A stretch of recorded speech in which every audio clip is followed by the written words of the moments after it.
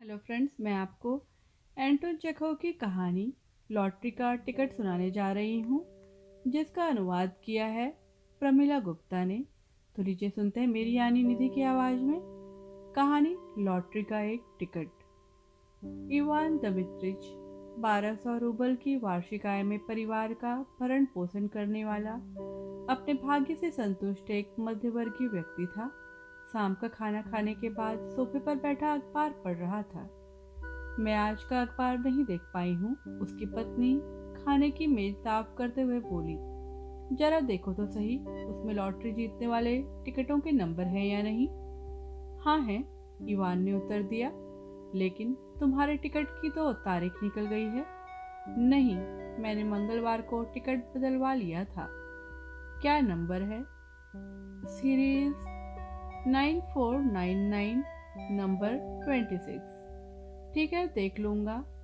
9499 और 26। इवान दमित्रिच को लॉटरी में कतई विश्वास नहीं था। अपने उसूल के मुताबिक वह जीतने वाले नंबरों की सूची देखने वाला नहीं था, लेकिन उस समय उसके पास कोई और काम नहीं था। अखबार भी सामने पड़ा था, इसलिए उसने नंबरों की सूची पर ऊपर से नीचे की तरफ उंगली घुमाई। तत्क्षण उसके अविश्वास का मजाक उड़ाती उसकी नजर ऊपर से नीचे की दूसरी लाइन में 9499 नंबर पर पड़ गई। अपनी आंखों पर उसको विश्वास नहीं हो रहा था।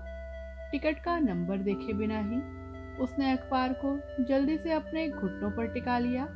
ऐसा लगा जैसे किसी ने उसके सिर पर ठंडा पानी उड़ेल दिया हो। पेट में अजीब सी ठंडक, तेज गुदगुदी महसूस हो रही थी। माशा, 9499 नंबर है, उसने अविश्वसनीय स्वर में कहा। उसकी पत्नी उसके हैरान परेशान चेहरे को देखकर समझ गई थी कि वह मजाक नहीं कर रहा था।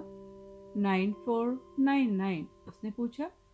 उसका चेहरा पीला पड़ गया। मेज पोस्ट को उसने मेज पर ही छोड़ दिया। हाँ हाँ, सचमुच इसमें है। और टिकट का नंबर? हाँ, टिकट का नंबर भी है। रुको, इंतजार करो, मैंने बताया है कि इसमें हमारी सीरीज का नंबर है। तुम समझ रही हो ना? पत्नी की तरफ देखकर इवान के चेहरे पर निश्चल मुस्कान दौड़ पड़ी। उसी प्रकार जिस प्रकार शिशु किसी चमकीली रंग बिरंगी चीज को देखकर मुस्कुरा पड़ता है, उसकी पत्नी भी मुस्कुरा रही थी। उसको भी यह बात अच्छी लगी कि उसने केवल सीरीज का नंबर ही बताया था, टिकट का नंबर देखने की कोशिश ही नहीं करी थी। संभावित धन ऐश्वर्य की आशा स्वयं में अतीव सुखद और रोमांचकारी होती है। यह हमारी सीरीज ही है। काफी देर तक चुप रहने के बाद इवान बोला, इस बात की पूरी संभावना है कि हम जीत गए हैं। यह केवल संभावना है, फिर भी है तो सही। अच्छा, आप टिकट का नंबर देखो, थोड़ा इंतजार करो। निराश होने के लिए तो बहुत समय पड़ा है। नंबर ऊपर से दूसरी लाइन में है, इसलिए पुरस्कार राशि 75,000 रूबल होगी। यह केवल धन ही नहीं बल्कि ताकत और पूंजी भी है। कुछ देर बाद मैं लिस्ट देख लूंगा। और वह 26 नंबर भी। हाँ, तो क्या कह रहा था? यदि सचमुच लॉटरी निकल आई तो? पति पत्नी चुपचाप एक दूसरे को देखकर हंस पड़े। जीतने की आशा ने उनको बेचैन कर दिया था। न कुछ बोल पा रहे थे और न ही कुछ सोच पा रहे थे कि वे उन 75,000 रूबल का क्या करेंगे, क्या खरीदेंगे, कहाँ जाएंगे। उनके दिमाग में तो उस समय केवल 9499 नंबर और 75,000 रूबल ही घूम रहे थे। वे आने वाली खुशी का अंदाजा लगा ही नहीं पा रहे थे। यदि हमारा नंबर निकल गया, वह कह रहा था, तो वह हमारी जिंदगी की नई शुरुआत होगी, एकदम अलग। यह टिकट तुम्हारा है। यदि मेरा होता तो निश्चय ही सबसे पहले 25,000 रूपल से एक शानदार स्टेट खरीदता। 10,000 तात्कालिक आवश्यकताओं एवं घर की नई साज सज्जा, घूमने फिरने, कर्ज का भुगतान करने इत्यादि में खर्च करता। बाकी के 40,000 बैंक में डाल देता। इससे ब्याज मिलता, जिससे कि आमदनी होती रहती। हाँ, एस्टेट खरीदना अच्छा रहेगा। उसकी पत्नी बैठ गई, गोदी में हाथ रखकर बोली, टूला अथवा ओरियल के आसपास गर्मियों के मकान की तो हमें जरूरत भी नहीं है। इसके अतिरिक्त उससे हमेशा आमदनी होती रहेगी। इवान की कल्पना में नए नए चित्र उभर रहे थे। प्रत्येक चित्र पहले की अपेक्षा अधिक सुंदर और काव्यमय होता जा रहा था। सभी चित्रों में वह खुद को हष्ट पुष्ट, गंभीर, स्वस्थ, ऊर्जावान और कामुक देख रहा था कि गर्मियों का बर्फ सा ठंडा सूप पीने के बाद नदी किनारे गर्म रेत में पीठ के बल लेटा हुआ है, या फिर नींबू के पेड़ की ठंडी हवा तले आराम कितना सुखदायी, कितना शक्तिदायी है। उसका बेटा और बेटे पास ही रेत से खेल रहे हैं, घास में कीड़ों को पकड़ रहे हैं। वह आराम से सो रहा है, किसी बात की चिंता नहीं। आज कल या उसके बाद ऑफिस जाने की जरूरत नहीं है। खाली बैठे बैठे ऊब जाने पर वह हरे भरे खेतों में, मशरूम के जंगलों में सैर करेगा अथवा मछुआरों को जाल में मछली पकड़ते देखने का आनंद लेगा। दिन ढलने पर साबुन तौलिया लेकर नदी के तट पर बने शेड में घुसकर आराम से कपड़े उतारेगा। नंगी छाती पर धीरे धीरे हाथों से साबुन मलेगा और फिर पानी में घुस जाएगा। पानी में साबुन से बने झाग के आसपास छोटी छोटी मछलियां दौड़ेंगी। पानी में उगी हरी जंगली घास अपना सिर हिलाएगी। नहाने के बाद मलाई वाली चाय पिएगा और दूध से बनी हुई बर्फी खाएगा।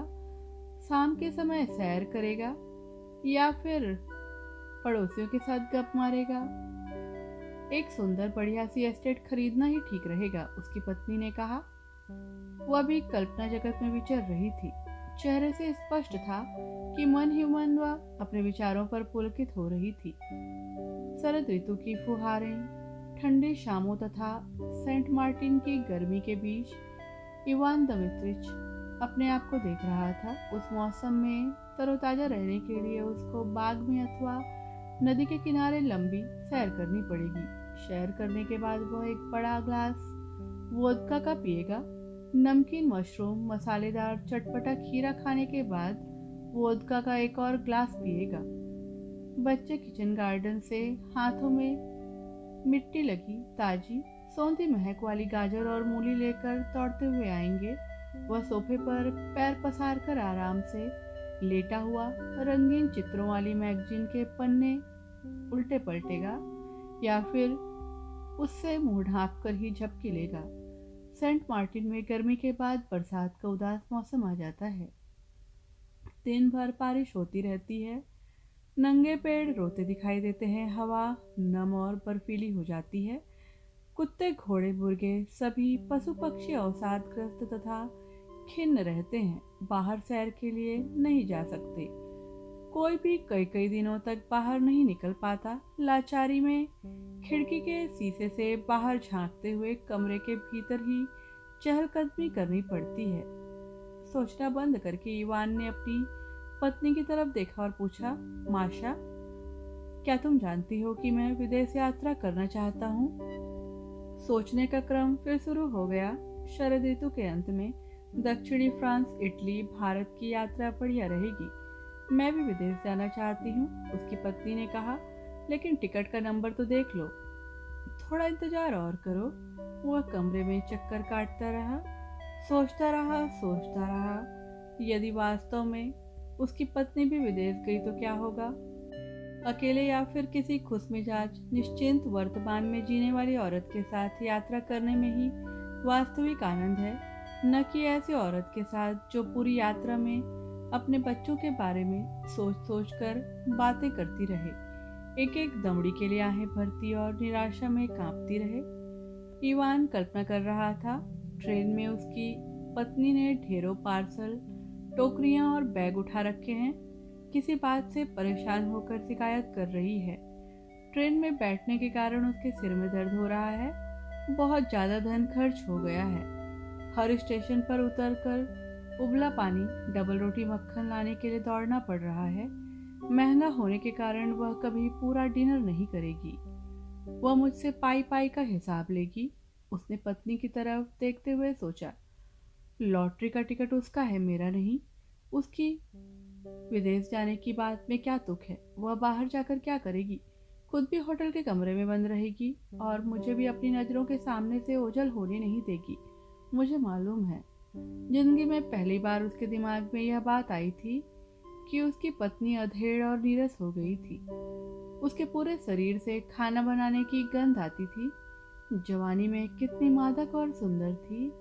उससे वह आज भी दोबारा शादी कर सकता था। निस्संदेह यह सब मूर्खतापूर्ण है, उसने सोचा। लेकिन वह विदेश यात्रा करना क्यों चाहती है? उसको इससे क्या लाभ होगा? मैं जानता हूँ वह जाएगी जरूर। नेपल्स हो या क्लीन, उसके लिए तो घोड़ा गधा सब बराबर है।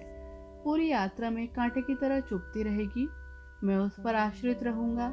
मुझे मालूम है कि आम औरतों की तरह यह भी धनराशि मिलते ही तिजोरी में बंद कर देगी, अपने रिश्तेदारों पर लुटाएगी और मुझे पाई पाई के लिए तरसाएगी।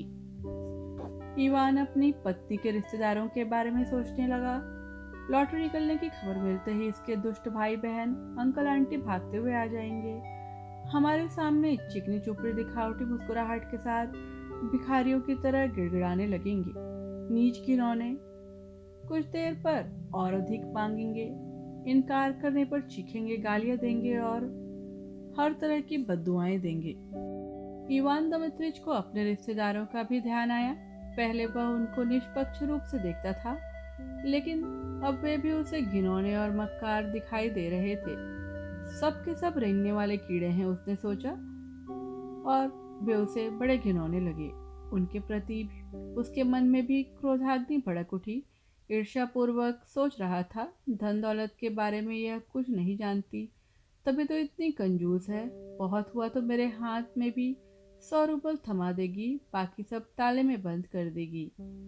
पत्नी की तरफ मुस्कुराहट के साथ नहीं बल्कि घृणा के साथ देखने लगा। पत्नी भी उसको घृणा तथा क्रोध भरी दृष्टि से देख रही थी। उसके अपने सपने, आकांक्षाएं, इच्छाएं थी। अपने पति के सपनों को वह भली भांति जानती थी। वह जानती थी कि कौन उसको मिलने वाली इनाम की राशि को सबसे पहले हड़पने की कोशिश करेगा। उसकी आंखों से स्पष्ट झलक रहा था, दूसरों के धन से हवाई किले बनाना अच्छा है, लेकिन तुम ऐसा साहस नहीं कर पाओगे। इवान पत्नी की नजर में छिपे भावों को ताड़ गया था। उसका मन दोबारा घृणा क्रोध से भर गया। पत्नी को परेशान करने के ख्याल से जल्दी से अखबार के चौथे पन्ने पर नजर डाली और विजय मुद्रा में बोला, सीरीज 9499 नंबर 46 है, 26 नहीं है।